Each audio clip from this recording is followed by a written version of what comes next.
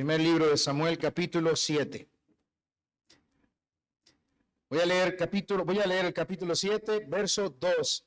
Y vamos a estar viendo todo el capítulo 7 hasta terminar en el verso 17. ¿Okay? Primero de Samuel, capítulo 7, verso 2, dice así. Desde el día que llegó el arca a Kiriat Jearim, pasaron muchos días, 20 años, y toda la casa de Israel lamentaba en pos de Jehová. Como vieron mis hermanos, ya la semana pasada iniciamos con el capítulo 7 y hoy pues vamos a continuarlo y vamos a terminarlo. Leyendo todo este capítulo, yo me ponía a pensar, bueno, gracias al Señor que nos ha ayudado, principalmente a mí, ¿verdad? Que es el que tiene encargadas las predicaciones de un libro del Antiguo Testamento, que hasta aquí el Señor nos ha ayudado. Muchísimas gracias, hermanos, por esos hermanos que se acercan a decirnos, estamos orando por ustedes. Si no es por el Señor, esas oraciones que ustedes hacen por nosotros, mis hermanos, no sé qué pasaría. El Señor hasta aquí nos ha sostenido y les pedimos que por favor sigan orando, porque esto no es jugando, es la palabra del Señor y debe ser fielmente predicada.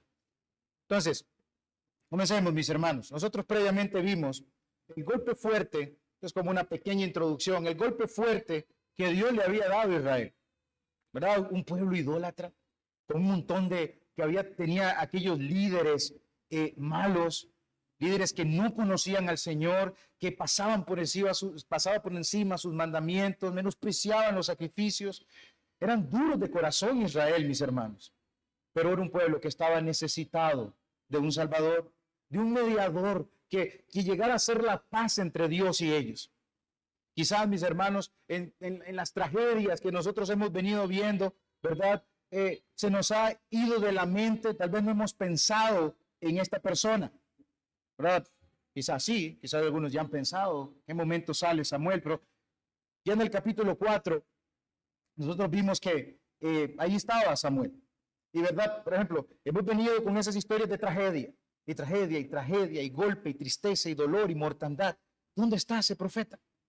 Su aparición, de hecho, en el capítulo 3, a uno le dio como esa alegría. Sí, ahí está Dios proveyendo, ¿verdad? Para Israel, ese profeta fiel, que de pura gracia va a comenzar a liderar a su pueblo Israel, que lo va a comenzar a juzgar con justicia, para que les predique, para que los llame al arrepentimiento, que les enseñe cuál es la senda por la cual deben ir, qué es lo que deben hacer.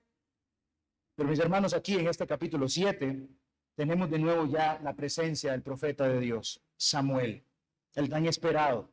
Y esto, mis hermanos, que tengamos aquí este profeta para Israel no es más que la muestra de la misericordia de Dios para un Israel que estaba necesitado urgentemente de Dios. El patrón que uno lee, por ejemplo, en Jueces 2, del 11 al 19, y alguien puede decir, ¿qué patrón? ¿De qué está hablando? ¿Qué patrón? Cuando nosotros leemos Jueces, hay un patrón. Y cuando ustedes lean Jueces, se van a dar cuenta. Hay un patrón de idolatría en el pueblo de Israel. Luego, mis hermanos, está el enojo de Dios y el juicio de Dios contra esos idólatras. Pero después claman por ayuda. Y adivinen, Dios les da la ayuda. Dios les provee a ellos un juez. Eso es lo que nosotros estamos viendo acá. Dios está ayudando a su pueblo. Dios les está proveyendo un juez fiel que los va a guiar. Le leo, por ejemplo, ese patrón de Jueces, capítulo 2, de los versos 11 al 19. Y dice así.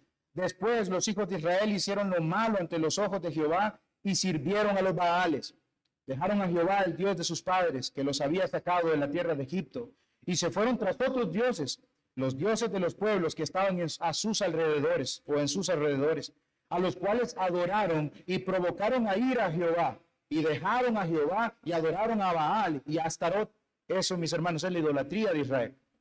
Y se encendió contra Israel el furor de Jehová, el cual los entregó en manos de robadores que los despojaron y los vendió en manos de sus enemigos de alrededor, y no pudieron ya hacer frente a sus enemigos. Por donde quiera que salían, la mano de Jehová estaba contra ellos para mal, como Jehová había dicho, y como Jehová se lo había jurado, y tuvieron gran aflicción. Eso es el juicio del Señor sobre esos idólatras.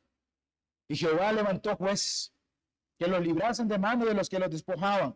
Pero tampoco oyeron a sus jueces, sino que fueron tras dioses ajenos a los cuales adoraron. Se apartaron pronto del camino en que anduvieron sus padres, obedeciendo los mandamientos de Jehová. Ellos no hicieron así.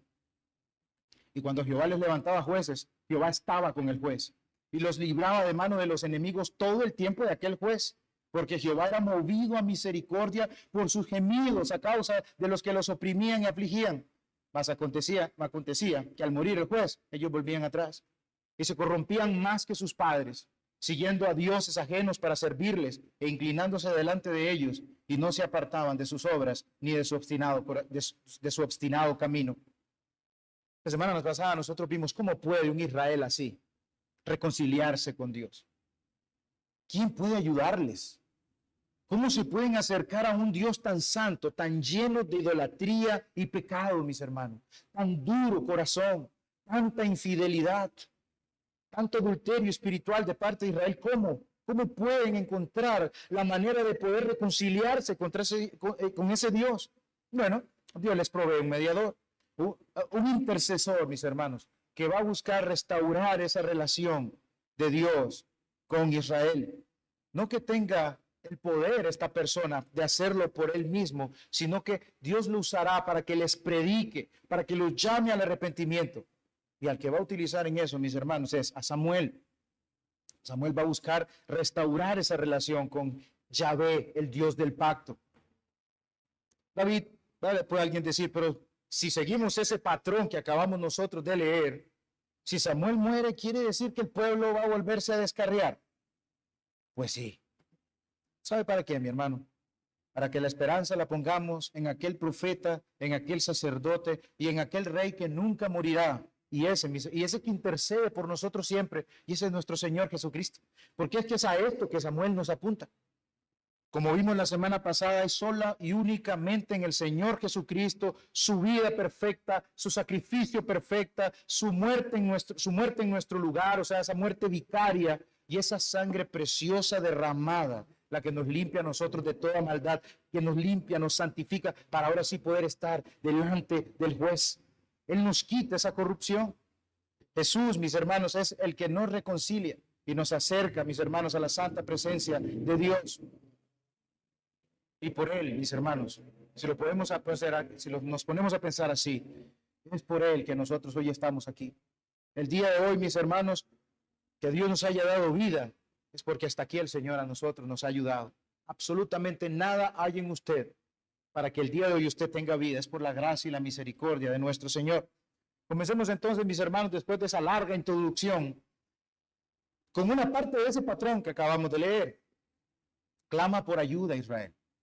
Y Dios le da la ayuda en su misericordia. Ahora sí, vamos entonces a ver el primer punto. Misericordia y arrepentimiento desde los versos 3 al 6 dicen así. Habló Samuel a toda la casa de Israel diciendo, si de todo vuestro corazón os volvéis a Jehová, quitad los dioses ajenos y a Astarot de entre vosotros, y preparad vuestro corazón a Jehová, y solo a él servid, y os librará de la mano de los filisteos. Entonces los hijos de Israel quitaron a los Baales y a Astarot, y sirvieron solo a Jehová. Y Samuel dijo, reunid a todo Israel en Mizpa, y yo oraré por vosotros a Jehová.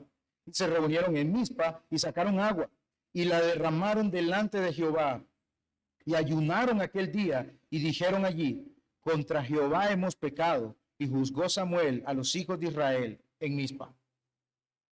Mis hermanos, hasta aquí todo comienza a pintar bien para Israel. El hecho de haber leído el verso 2, donde ellos lamentaban, es para mostrarles, mis hermanos, que Israel de veras estaba contrito, estaba dolido genuinamente por sus pecados. No era por el temor al castigo, pero ellos estaban gimiendo por el Señor, añoraban al Señor. Y ellos querían reconciliarse con Dios.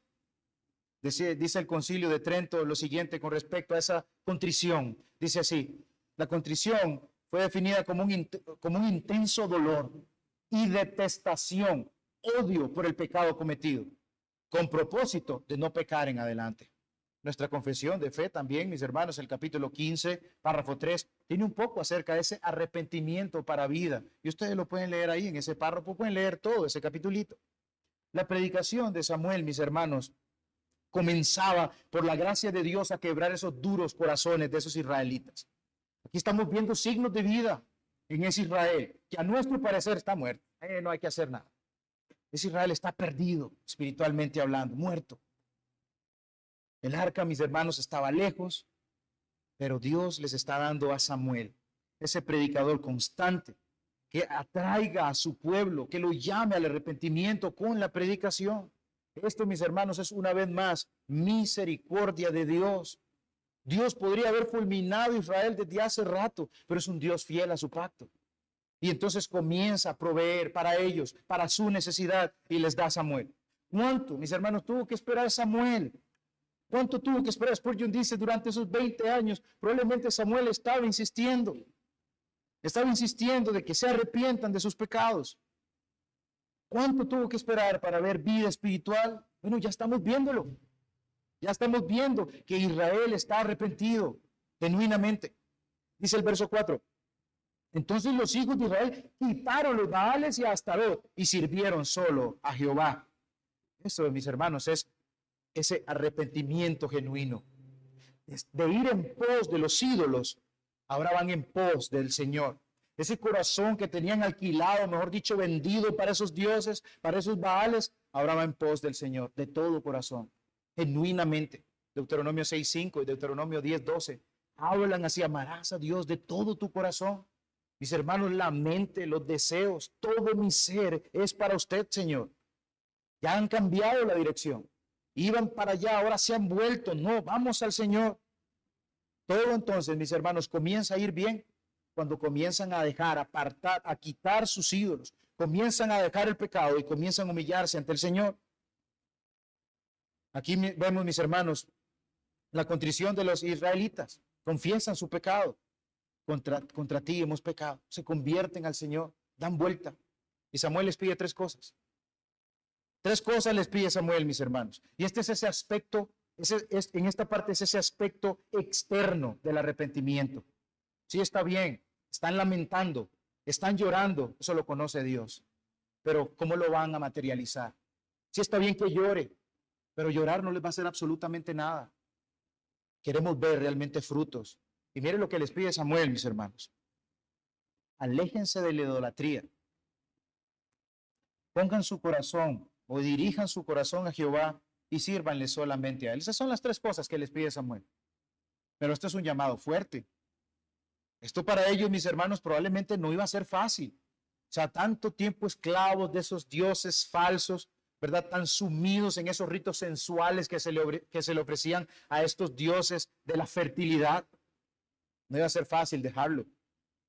La idolatría, mis hermanos, es un pecado atroz y Dios lo va a castigar severamente, según 1 Corintios 6:9.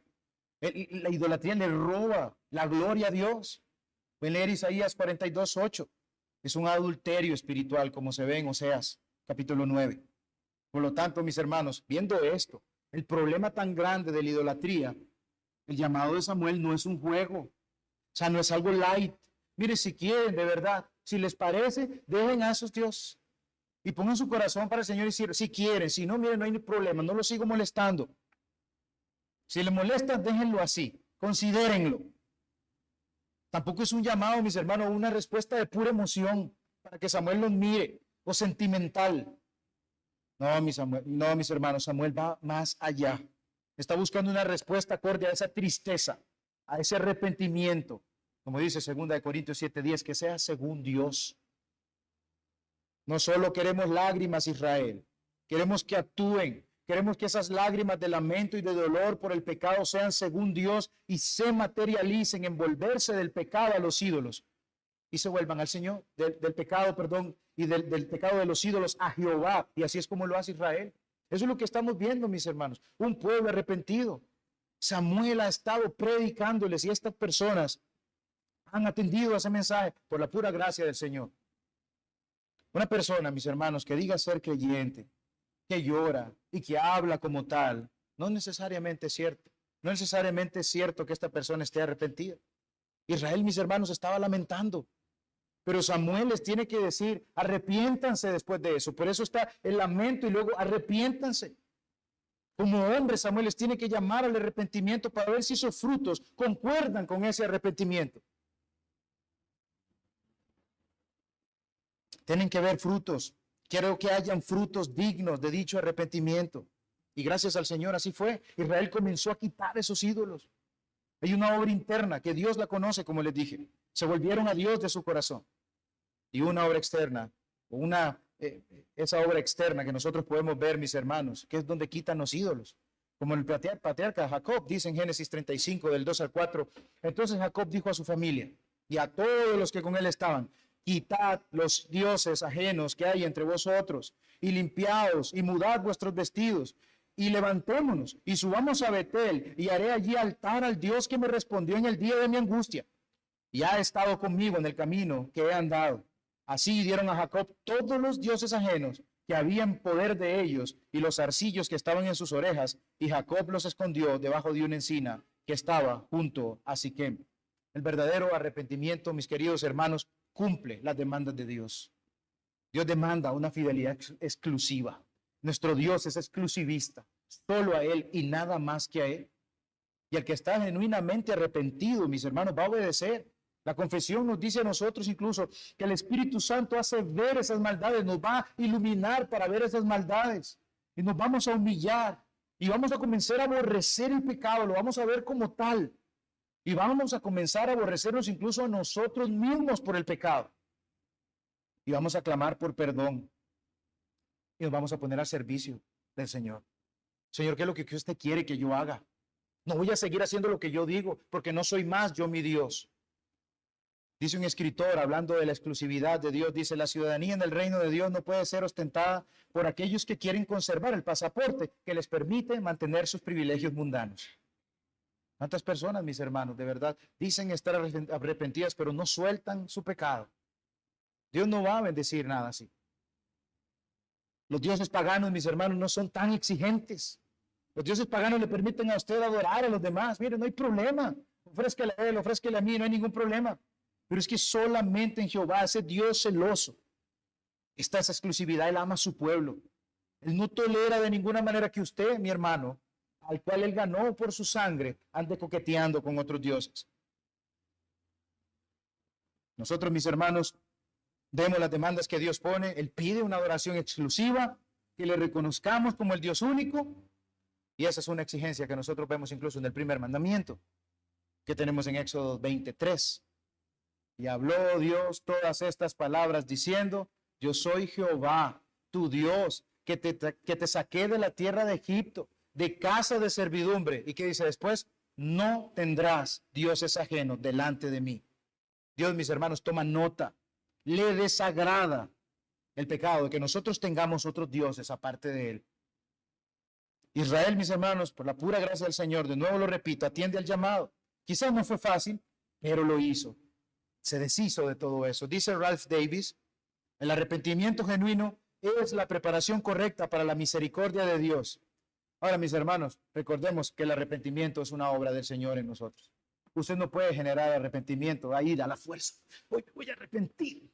Nada, ni fe ni arrepentimiento nosotros podemos generar por nuestras propias fuerzas. Es el Señor el único que puede darnos la fe y el arrepentimiento. Nos queda solo y únicamente clamar. El arrepentimiento genuino, mis hermanos, va a tirar ídolos, va a aborrecer el pecado, lo va a odiar, le va a poner una guerra, un vallado, como habíamos dicho, que usted no entra. Yo no tengo comunión con usted porque por culpa del pecado mi Cristo fue crucificado. Lo aborrece, lo detesta y comienza a servirle al Señor, agarrándose de aquella cruz, viendo al crucificado. Ahora, unas preguntas. ¿Es el arrepentimiento genuino, mi hermano, mi hermana, lo que lo caracteriza a usted? Porque quien diga que no tiene que arrepentirse de algo, está mintiendo.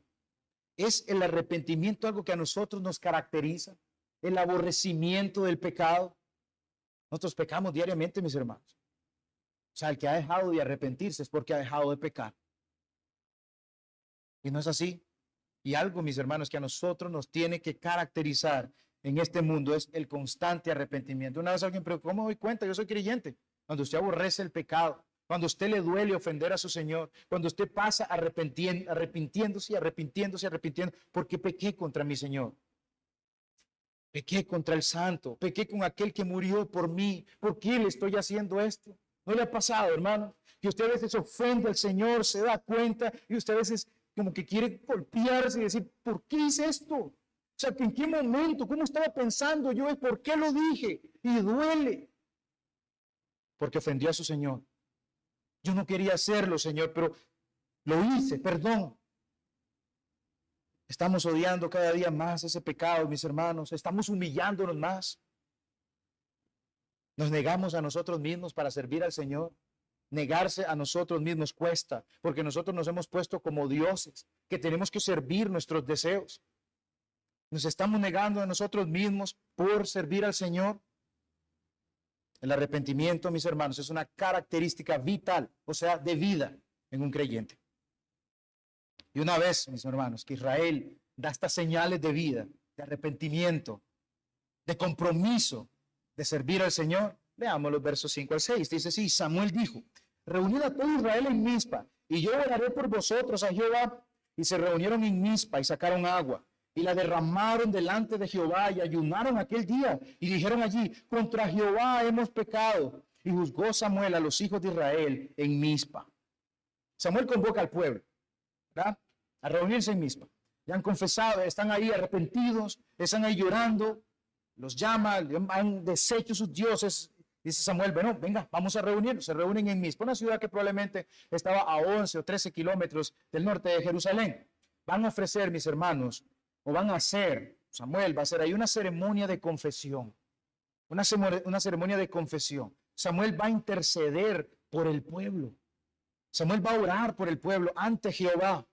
Miren lo que dice el Salmo 99:6. Moisés y Aarón entre sus sacerdotes y Samuel entre los que invocan su nombre. Invocaban a Jehová y él les respondía. Samuel está ahí como un intercesor. Ya en su mente les puede aparecer a ustedes, mire, ahí está el mediador que nosotros tenemos en el Señor Jesucristo. Porque yo sé que tú siempre me oyes, papá, le dijo el Señor Jesucristo.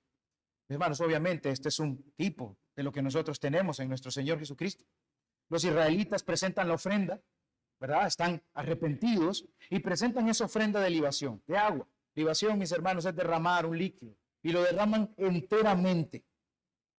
Lo dan como una ofrenda, ¿verdad? Es como cuando una ofrenda que se consumía, la quemaban por completo. Bueno, ellos tiran todo el agua o la vierten todo el agua enteramente, como tratando, mis hermanos, de confesar o representando ahí una forma de confesar su tristeza, ese arrepentimiento, ese dolor. Y también ayunan, mis hermanos, como una señal de su luto, de que se han negado a ellos mismos y ahora se están comprometiendo a servir al Señor, se están dando a Él.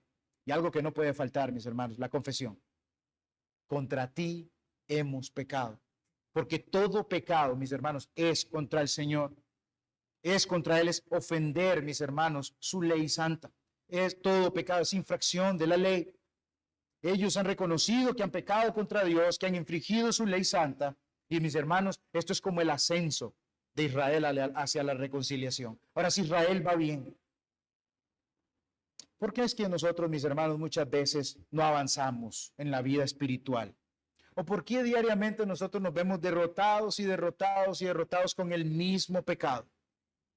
¿Por qué será que muchas veces yo veo que no avanzo? Mi matrimonio no se arregla. Mi vida en el trabajo, me vivo quejando. Mi vida espiritual no avanza. Me vuelvo apático. ¿Qué es lo que está pasando? Hermanos, muchas veces es porque hay pecados que nosotros no estamos confesando. Pecados que no estamos confesando y por lo tanto no nos estamos apartando. Seguimos agarrados a ellos porque de alguna manera nos dan placer, porque de alguna manera nos traen satisfacción. Nosotros todos aquí conocemos, creo, el Proverbio 28:13, ¿verdad? O lo que había dicho David en el Salmo 32, del 3 al 5. Dice, mientras callé, se envejecieron mis huesos, en mi gemir todo el día, porque de día y de noche se agravó sobre mí tu mano. Se volvió mi verdor en sequedades de verano, porque cayó, porque no confesó. Mi pecado te declaré y no encubrí mi iniquidad. Dije, confesaré mis transgresiones a Jehová y tú perdonaste la maldad de mi pecado. Hermanos, el Proverbio 28:13, el que oculta sus pecados, ¿qué dice? No prosperará, no prosperará, mas el que los confiesa y se aparta alcanza la misericordia. Dios no le va a dar a Israel victoria sobre los filisteos, mis hermanos, si siguen agarrándose de su pecado. Pero aquí, gracias al Señor, ya lo han confesado. Samuel está intercediendo por ellos que tanto lo necesitan. Samuel, mis hermanos, quedaría ahí juzgando, liderándolos, predicándole a Israel. ¿Para qué? Para que sigan esa senda correcta que tanto necesitan y para que prosperen, sí, pero espiritualmente. Y qué misericordia. Vean, mis hermanos, yo leía eso y decía, qué bendición, qué misericordia es que Dios le dé a un pueblo que necesita de Dios, personas que probablemente tampoco, algunos no se dieran cuenta, yo no necesito nada, que Dios les dé hombres que les estén predicando. Que Dios le dé hombre que los estén cuidando, que los estén advirtiendo, que los estén exhortando, que los llamen al arrepentimiento con fuerza, no es verdad, suavecito. Eso, mis hermanos, es una gran bendición, porque ustedes saben que afuera hay un montón de hombres, falsos profetas, lobos, mis hermanos, que se paran en púlpitos y se aprovechan de la gente, de las personas que no leen su Biblia, que no las conocen y son presa fácil. En vez de predicarles que hay pecado, que ese es su mayor problema, lo que les comienzan a decir es que son campeones, que den, que pacten y que van a recibir lo que tanto quieren. ¿Y qué pasa? Se cambia la pantalla, porque en lugar de tener la gente presente, ofendido al Señor, le cambian, no, vos sos campeón, vos mereces una casa, vos mereces dinero, vos mereces esto. Mis hermanos, comienzan a torcer, algunos tuercen el mensaje del Evangelio. Nos llaman al hombre al arrepentimiento y comienzan a decirle, se centran en la prosperidad material. Y eso es lo que lo hace sentir a esas personas, sí, estoy salvo, porque tengo todo esto material. Se centran en sanidades milagrosas, pero nunca de los nunca encaran al hombre con su pecado. ¿Sabe por qué? Porque se le va a ir esa gallinita de los huevos de oro. No los enfrentan. Aquí Samuel lo está haciendo con Israel. Arrepiéntanse. ¿No es eso lo que Juan el Bautista también le dijo a aquella gente? Dios mismo, mis hermanos, siempre ha insistido en el arrepentimiento. Arrepentidos porque el reino de los cielos se ha acercado. Ya, el Señor Jesucristo, ¿cómo comenzó su ministerio? Ya en Marcos 1:15. Arrepiéntanse y crean el Evangelio. El Evangelio de la prosperidad. El Evangelio de la gracia, mis hermanos. Que ese Evangelio es el único que salva al pecador. Al hombre no le gusta saberse que es pecador. Al hombre no le gusta que le digan que ha pecado. Esa sigue y va a seguir siendo, mis hermanos, la insistencia de Dios, porque seguimos pecando contra Él. Arrepiéntete de tus pecados. Ezequiel 33:11 dice, diles vivo yo, dice Jehová el Señor, que no quiero la muerte del impío, sino que se vuelve el impío de su camino y que viva. Volveos de vuestros malos caminos. ¿Por qué moriréis, oh casa de Israel? Pecados no confesados, mis hermanos, son la ruina de muchos creyentes en las iglesias. Y vuelvo y repito, usted lo va a ver en apatías, enojos, insatisfacción, etc.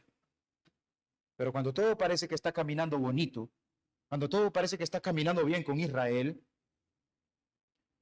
que Israel está arrepentido, que se está reconciliando con el Señor, viene una prueba. Y Dios muestra una vez más en esa prueba su misericordia. Esta vez, mis hermanos, en este encuentro con los filisteos, y los israelitas van a salir vencedores. Vamos al segundo punto, la mano misericordiosa de Jehová con Israel, versos 7 al 11, y dice, cuando oyeron los filisteos que los hijos de Israel estaban reunidos en Mizpa, subieron los príncipes de los filisteos contra Israel. Y al oír esto, los hijos de Israel tuvieron temor de los filisteos. Entonces dijeron los hijos de Israel a Samuel, no ceses de clamar por nosotros a Jehová nuestro Dios, para que nos guarde de la mano de los filisteos. Ahora ya no lo están agarrando, ya no lo están manipulando. Y Samuel tomó un cordero de leche y lo sacrificó entero en holocausto a Jehová. Y clamó Samuel a Jehová por Israel, y Jehová le oyó. Y aconteció que mientras Samuel sacrificaba el holocausto, los filisteos llegaron para pelear con los hijos de Israel. Mas Jehová tronó aquel día con gran estruendo sobre los filisteos, y los atemorizó, y fueron vencidos delante de Israel. Y saliendo los hijos de Israel de Mizpa, siguieron a los filisteos, hiriéndoles hasta abajo de Betcar. Cuando uno lee esta parte, mis hermanos, de inmediato tenemos que recordar lo que pasó en el capítulo 4, capítulo 4:6. Los filisteos siempre se dan cuenta de todo. Y oyeron los filisteos, y aquí oyeron otra vez. Y vuelven a llegar. Se dan cuenta que Israel está reunido. Para los filisteos esto no es una reunión para los filisteos esto no es una reunión de arrepentimiento, que es lo que estaba pasando. Para ellos es una revuelta. Se están reuniendo, nos quieren atacar. Así que mis hermanos vienen contra Israel. Israel oye que los filisteos vienen contra ellos. Ellos están menguados, mis hermanos, no tienen hombres. ¿Verdad? Hubieron muchas muertes en Israel. El arca no la tienen. ¿Cómo vamos a combatir? ¿Cómo vamos a hacerle frente a esta gente? Israel, mis hermanos, se encuentra en un grave problema. Lo que tenemos acá es un pueblo, ya no tenemos acá, por ejemplo, mis hermanos, un pueblo manipulador. ¿Verdad? Bueno, tráiganse el arca. Ya no. Ahora vemos Israel que está totalmente impotente, mis hermanos. Ya no, ¿qué vamos a hacer? Y lo que hacen es recurrir a la oración. Lo que hacen es recurrir a ese mediador. No cese, Samuel, de clamar por nosotros a Jehová nuestro Dios. Y aquí nosotros vemos a un Israel que ya no está confiando en artilugios, ya no está confiando en amuletos mágicos, ya no está confiando en estampitas de la buena suerte, la pata de conejo, o ideándose estrategias. ¿Cómo vamos a hacer para derrotar a los filisteos cuando vengan? No, mis hermanos, se están agarrando ahora de la misericordia de Dios. Su única arma, dice Ralph Davis, de nuevo, es la oración. Su esperanza es que Samuel ponga la mano sobre el trono de Dios por ellos. Y así lo hace Samuel. Toma un corderito de leche. Esto, mis hermanos, es un animalito recién nacido. Ellos se podían quedar 7 días con la mamá, al octavo ya era permitido, que eran aceptables en ese sacrificio. Samuel los sacrifica enteramente en un holocausto. Y el propósito de este holocausto, mis hermanos, es la propiciación, es el perdón. Hay por su ofensa contra un Dios 3 veces santo. Sí, Israel, están arrepentidos, pero es que ustedes ya ofendieron a un Dios 3 veces santo. Hay que apaciguar esa ira. Ustedes lo ofendieron, sí están arrepentidos, muy bien, y se ofrece un sacrificio. Se ofrece un sacrificio, mis hermanos, que también nos apunta a nuestro Señor Jesucristo. Y el Señor acepta ese sacrificio y da perdón. Levítico 1:4 dice, pondrá su mano sobre la cabeza del holocausto y será aceptado para expiación suya. Samuel lo hace, clama, intercede por Israel y el sacrificio es acepto. Dios oyó, qué bendición, mis hermanos, que en Cristo Jesús el sacrificio ya fue hecho. Y ahí esto para nosotros. Si nosotros consideramos realmente el Evangelio, que es ese sacrificio del Señor Jesucristo en pro de su pueblo Israel, ya el sacrificio está hecho, ya Cristo perdonó, ya Dios nos perdonó por su obra, la obra de su Hijo en la cruz. Mientras Samuel hacía el sacrificio, sí, los filisteos llegaron. Ya era tarde, filisteos. El Señor ha perdonado. Ya no va a permitir que ustedes lastimen a su pueblo. Dios había aceptado ese sacrificio. Y tal como Ana lo dijo en el primero de Samuel 2:10, delante de Jehová serán quebrantados sus adversarios y sobre ellos tronará desde los cielos. Jehová juzgará los confines de la tierra, dará poder a su rey y exaltará el poderío de su ungido. Aquí estamos viendo a los enemigos del Señor cayendo, siendo derrotados, mis hermanos. Tronó, los quebrantó a todos, los humilló, los trastornó, los atemorizó, los destruyó. Esa es la misma palabra, mis hermanos, que también se encuentra en Éxodo 14:24. Dice, aconteció a la vigilia de la mañana que Jehová miró el campamento de los egipcios desde la columna de fuego y nube y trastornó, destruyó, confundió el campamento de los egipcios. Una vez más, sus enemigos están siendo destruidos. Si aceptó ese sacrificio y destruye a sus enemigos, ¿cómo no va a ser el sacrificio del Señor Jesucristo mejor que esto?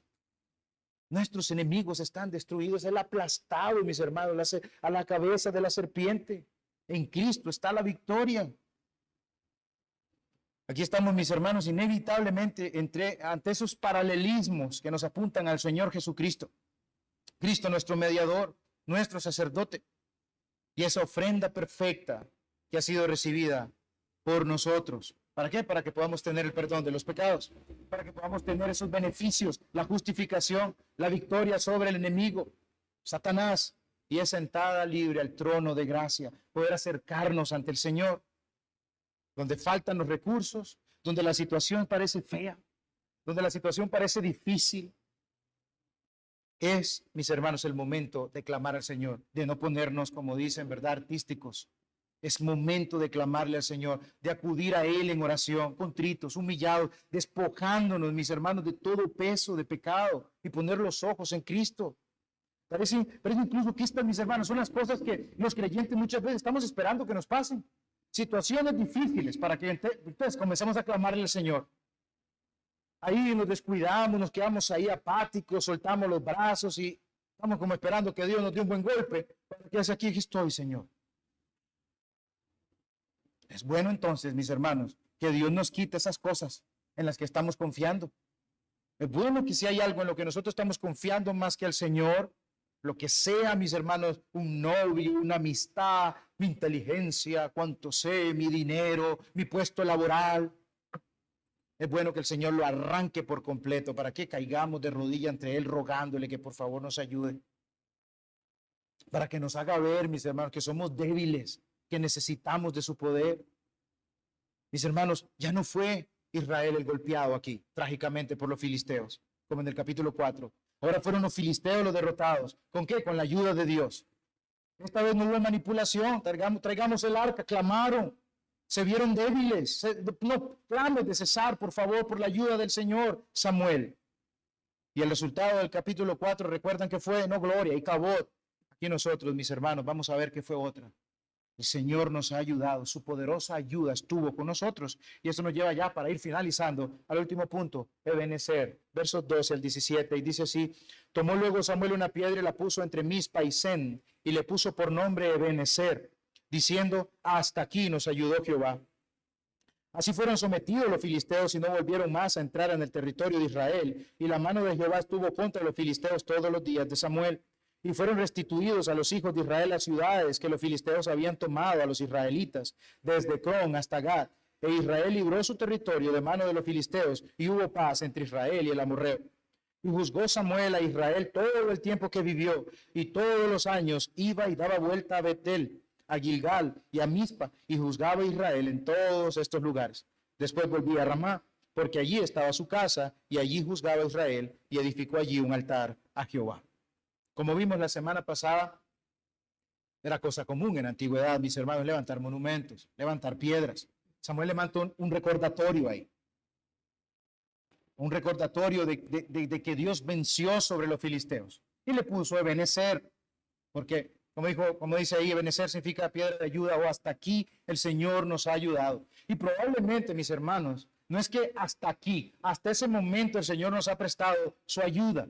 Realmente Samuel tiene en mente no solamente esto que ha pasado, sino la liberación de Egipto, el cuidado que Dios tuvo de ellos en el desierto, dándoles maná, la conquista de la tierra prometida. Eso se le preguntaran a un judío, hacer una entrevista a ese judío, como esas entrevistas deportivas, ¿verdad? Ahí se le preguntara, ¿cómo fue que ustedes llegaron hasta acá? ¿Cómo es que ustedes han vencido todo tipo de obstáculos? Y eso lo hemos visto también porque eso es lo que ha dicho el Señor. Y eso lo hemos visto, hermanos, en los capítulos que hemos estudiado. Ha vencido cada obstáculo el Señor para bendecir a su pueblo porque Él es el Dios del pacto. ¿Cómo han llegado acá? ¿Cómo han vencido tanto obstáculo, Israel? Es que a ustedes se lo han puesto difícil. ¿Cómo han llegado hasta aquí? Mis hermanos, yo creo que Israel de ninguna manera va a poder responder por nuestra propia fuerza hemos llegado hasta acá, porque han sido un montón de infieles, porque han sido un montón de pecadores. Al contrario, mis hermanos, ha sido porque el Señor de pura gracia hasta ahí les ha ayudado. Todo ese camino hasta ahí y más allá el Señor les ha ayudado, a pesar de su pecado, a pesar de su infidelidad. Mis hermanos, incluso la toma del arca, y alguien puede decir aquí, pero la toma del arca, eso no fue ¿qué fue eso? Eso es la ayuda del Señor.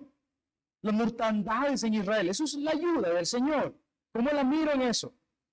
Mis hermanos, les dije, en ese juicio Dios está siendo glorificado y ayudándoles a darse cuenta de su pecado, eliminando, mis hermanos, líderes malos como Ofni y Finés, y lo amargo, desen cuenta de lo amargo de estar sin Dios y lo duro del castigo. Les está ayudando de una manera u otra. Dios está siendo glorificado en sus juicios.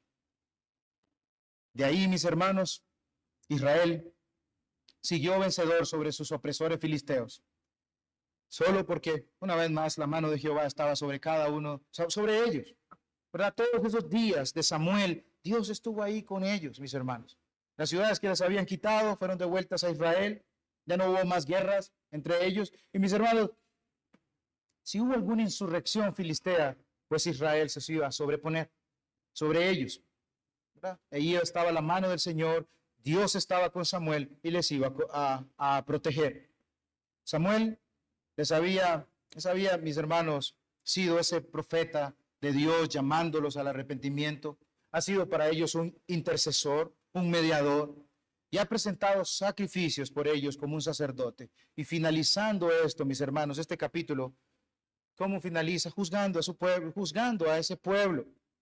Mis hermanos, instruyéndolo, administrando justicia, cuidando de ellos. Iba de allá para acá. Pueden leer 1 Samuel 3:20, cómo dice. Dice así, y todo Israel, desde Dan hasta Beerseba, conoció que Samuel era fiel profeta de Jehová. Ahí andaba Samuel cuidando de ellos. Permaneció fiel al Señor. Y ese altar que nosotros leemos ahí, un altar de sacrificio o un altar de adoración, ¿verdad? ¿Qué pasaba si lo estaba destruido? Bueno, se hace este lugar y sirvió para Samuel seguir sirviendo al pueblo y seguir siendo fiel al Señor. Mis hermanos, para terminar, quiero leerles Romanos 8:34. Vamos por favor a Romanos 8:34.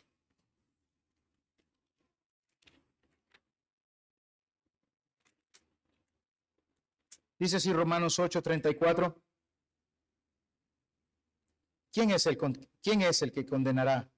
Cristo es el que murió, más aún el que también resucitó, el que además está a la diestra de Dios y el que también intercede por nosotros.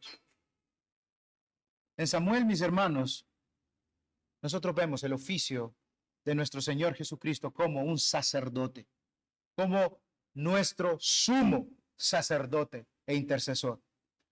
Es en Jesús, mis hermanos, por el cual nosotros tenemos perdón. No es por su fuerza, su habilidad, porque qué bueno que es usted, qué buen corazón que tenga usted en Cristo solamente. En Él es que su pecado ha sido perdonado. En Él es que nosotros tenemos la victoria, la justificación, y por lo cual tenemos paz para con Dios. Por ese sacrificio en la cruz, por esa obra perfecta es que yo me puedo presentar ante el Padre.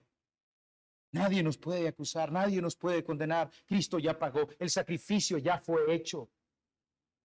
Y esa es la confianza, el gozo, la alegría del creyente. Ese, mis hermanos, es el combustible. Para poder tener el favor de Dios, mis hermanos, Cristo fue sacrificado por nosotros. Sí, ahí sacrificaron un corderito, aquí se sacrificó el Hijo de Dios por nosotros enteramente. Israel, mire, no es suficiente lamentar. Samuel tuvo que hacer un sacrificio, como les dije, con Dios, el Dios 3 veces santo, fue ofendido. Lo mismo con nosotros, lo hemos ofendido. Nosotros, mis hermanos, necesitamos apropiarnos de ese sacrificio del Señor Jesucristo por la fe. Pero adivinen, la fe es algo que Dios da. El arrepentimiento es algo que Dios da. Clamemos al Padre, clamemos al Hijo, que interceda por nosotros ante el Padre. A Él oye sus oraciones. Él intercede por nosotros. Padre le dijo, yo sé que usted siempre me oye. Clamemos, mis hermanos, por perdón. Los que no conocen al Señor, clamen. Está habilitado ese perdón al día de hoy. Usted y yo, mis hermanos, somos motivo de las oraciones de nuestro Señor Jesucristo intercediendo por nosotros allá en el cielo. Conocen su nombre allá. Decirlo así. Eso no lo conmueve. No lo hace sentir bonito. Gracias, Señor Jesús, porque ahí está intercediendo por mí. Mis hermanos, ya el acusador no existe. Ahí está nuestro Señor, Padre. Perdónelo. Ya pagué por él. Para las personas que están aquí que no conocen al Señor como su Salvador, el mismo mensaje que Cristo mismo nos dejó en su palabra, yo les digo, arrepiéntanse. Clamen a Dios por perdón, que les limpie de sus pecados. Abandónenlos. Depongan esos ídolos. Los que sea que tengan y vengan al Señor Jesucristo hoy, porque usted puede salir de aquí y uno no sabe qué va a pasar. Busquen esa paz, porque si usted no conoce a Cristo como su Salvador, usted hoy es un enemigo que está en guerra contra Él. Clamen por ese arrepentimiento, pídale al Señor que le dé ese arrepentimiento genuino, que ese arrepentimiento que aborrece el pecado, llama a Cristo y se pone al servicio, que le dé la fe, para que cree en ese Cordero que fue sacrificado para limpieza y perdón de sus pecados. Después de ahí, yo le aseguro que todo será victoria.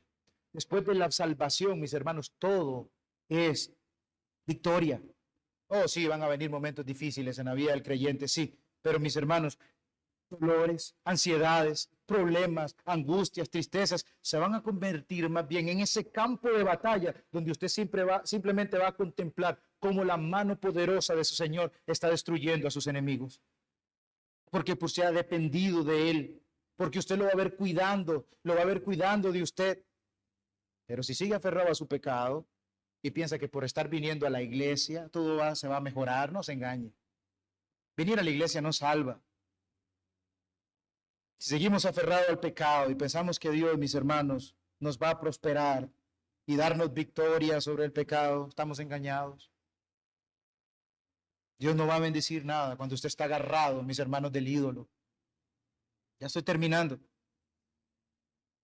Miremos, mis hermanos, allá a la cruz. Había un monumento que ellos ponían. ¿Para qué? Para recordar. Miremos allá a la cruz. Sí, yo podemos ver, mis hermanos, a esos hermanos que están siendo recibidos en la iglesia. Como decía el hermano, ya el Señor los ha salvado. Pero cuando los recibimos, mis hermanos, son monumentos que nos dicen, ahí estoy todavía venciendo al pecado. Mire cómo estoy salvando personas. Mire cómo los estoy llamando. A los míos nadie los va a arrebatar de mi mano. Yo los voy a salvar del enemigo. Yo los voy a proteger. Yo les voy a guardar. La Santa Cena es otro recordatorio que nosotros tenemos, mis hermanos. Mediante, eso es en medio de gracia que recordamos la obra del Señor Jesucristo en nuestro favor. Esa será, mis hermanos, por siempre. Para nosotros nuestro combustible, nuestro ánimo. Eso, mis hermanos, recordar lo que Cristo hizo, su obra perfecta, mis hermanos, es lo que hasta el día de hoy a nosotros nos tiene aquí, nos tiene en paz, reconciliados con el Señor, con las cosas que tenemos. Ese zapato que a usted le gustó, que compró, ha sido por la gracia del Señor. Hasta aquí, mis hermanos, el Señor nos ha ayudado. Que usted haya comido el día de hoy es porque hasta aquí el Señor lo ha ayudado. Nada, mis hermanos, usted no se puede gloriar en nada de lo que usted haya hecho. No porque yo soy muy bueno en el trabajo, porque yo soy muy bueno y por eso a mí me pagan lo que pagan, me compro lo que me compro. Nada, mis hermanos, y menos gloriarnos en la salvación. Es en Cristo solamente, todo, mis hermanos, después de esa salvación, todo lo que tenemos, entregó a su Hijo. ¿Cómo no nos dará con Él todas las cosas?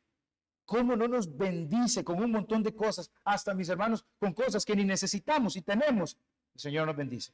Hasta aquí el Señor a nosotros nos ha ayudado, mis hermanos. Romanos 8:32 fue ese pasaje. ¿Cómo no nos dará con Él todas las cosas? Así que, mis hermanos, esto es motivo para darle gloria a Dios, para alabarlo, para que el cristiano viva contento. Es que yo era un miserable que iba para el infierno, pero Cristo me rescató, Cristo me habló, Cristo me llamó y me ha ayudado hasta el día de hoy. Que sea, mis hermanos, ese combustible. Me decía el hermano Mariano ahora, pongamos los ojos en Jesús, el autor y consumador de la fe, que corramos, puesto los ojos solamente en Él, que su Espíritu Santo nos ayude para que cada día nosotros podamos decir, hasta aquí, por la gracia de Dios en su Hijo Jesucristo, hasta aquí mi Señor precioso y bendito me ha ayudado. A pesar de mi pecado, a pesar de mi infidelidad, a pesar de mi rebelión constante. Mis hermanos, no olvidemos esto. David, ¿por qué fue tan genial David? Usted no lee David y dice, no hay ningún rey que llegue al nivel de David. ¿Saben qué es lo grandioso de David? Mis hermanos, lo grandioso de David no es que fue un rey genial, es porque David miraba sus pecados y se arrepentía delante del Señor. Eso es lo que hace a David grandioso. Eso, mis hermanos, es lo que nosotros nos tiene que hacer todos los días, no grandiosos, pero vivir arrepintiéndonos delante del Señor y poner nuestra esperanza. Gracias, Señor, porque Cristo ya pagó, porque Cristo, el sacrificio ya fue hecho, y predicarnos ese evangelio todos los días, estar en constante arrepentimiento, clamar a Dios por perdón. Hemos terminado, oremos.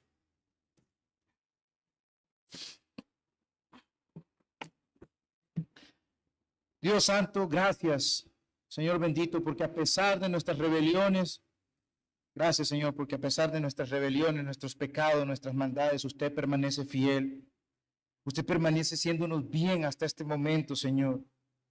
Por favor, permítanos poner nuestros ojos, lleve nuestros ojos espirituales a contemplar a su Hijo Jesucristo, Señor, y recordar su victoria, aquella victoria en la cruz que trasciende hasta la eternidad. Y que eso, Padre amado, nos haga en esta tierra, en este mundo, servirle, vivir para usted. Gracias, amado Dios, porque ese cordero, gracias, amado, bendito Señor, porque ese cordero ya fue sacrificado y por él es el único que tenemos paz para con usted. Gracias, amado Señor, porque no somos más enemigos que van a recibir la ira justa. Ahora hemos sido reconciliados y por su gracia, Padre amado, podemos estar un día delante suyo. En nombre de Jesús oramos. Amén.